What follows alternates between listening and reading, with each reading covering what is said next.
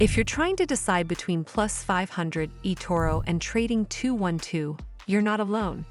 These three platforms are among the most popular choices for traders and investors in Europe and beyond, but each one is built with different strengths in mind.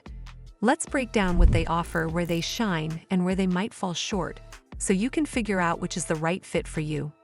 First up, let's talk about Plus500. Plus500 is a CFD-only platform designed for straightforward trading. Its appeal lies in its simplicity, clean interface, fast execution, and a wide selection of instruments, from forex and stocks to commodities, indices, and cryptocurrencies. Risk management tools like guaranteed stop-loss orders add an extra layer of security, which can be useful in volatile markets. But Plus500 has clear limitations. You can't buy real stocks or ETFs. Research tools are limited, and the platform doesn't offer much depth for advanced analysis.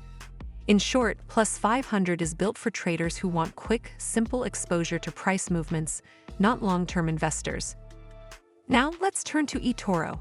eToro is one of the best-known social trading platforms, and it stands out for its copy trader feature, which lets you mirror the strategies of experienced investors. Beyond CFDs, eToro also gives you access to real stocks, ETFs, and even cryptocurrencies, so it's a hybrid platform catering to both traders and investors. Its social feed and community features make it easy to learn from others and share ideas. However, eToro does come with higher spreads compared to some competitors, and for very active traders, those costs can add up.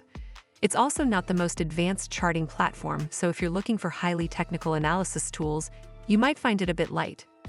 Finally, let's look at Trading 212.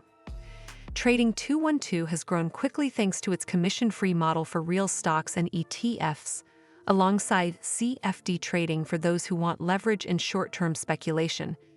The app is polished and easy to use, making it appealing for beginners.